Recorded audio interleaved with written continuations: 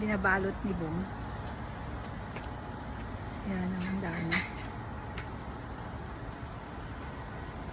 Daming apple.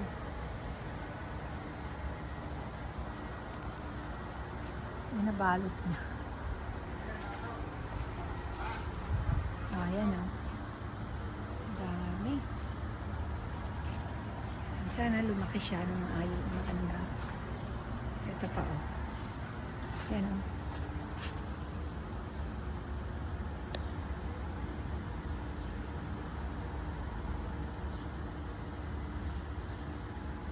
May space pa dito sa lugar na to.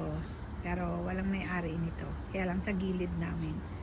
So, kapitbahay namin nilagyan niya ng mga anik-anik niya rito. Ito, ayan pa. Yung iba.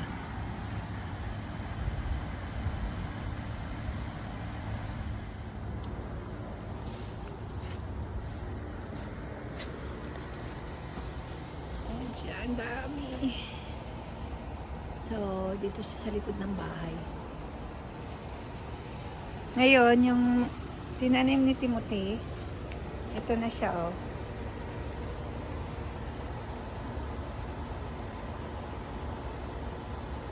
Ano yata ito, yung cucumber. Then, this one.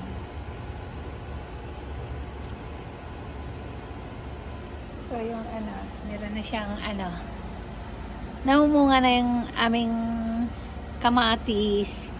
Meron na rin dito. Yan. Ito sili.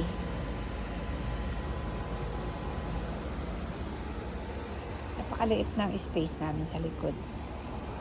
So,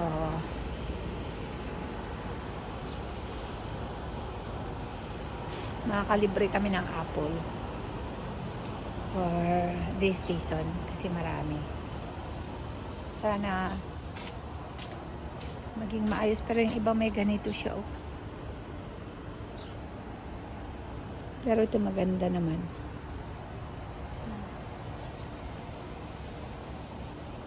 Didiligan ko din to ng ano wastewater namin ng alkaline. So, ang ganda, oh, talagang totoo pagka yung dinilig mo yung wastewater ng alkaline water. Ang gaganda ng mga tanim.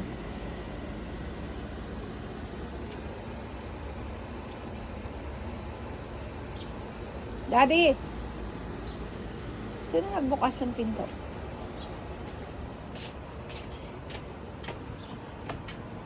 Oh. Yan yung kapitbahay namin, oh. Yung apple nila. Compare nyo doon sa apple namin. Compare nyo sa apple namin.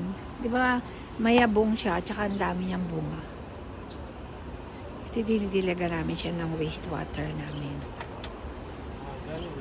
Ha? The what?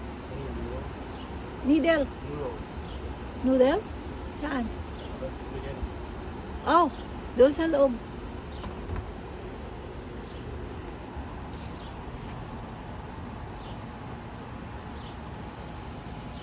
Hindi masyadong mainit. Yan ang bahay namin, sa likod ng bahay. Hindi masyadong mainit. Pero parang 30 degrees din siya. Kaya lang umulan kasi.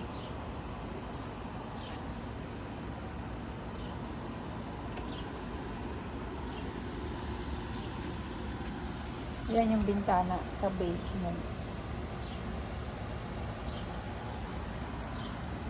Pasok na ako. Birthday ni Daniel kagabi. Ang ganda yung decors nila.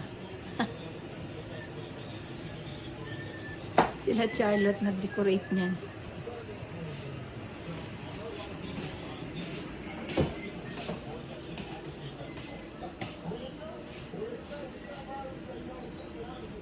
And then, nilagay nila dyan.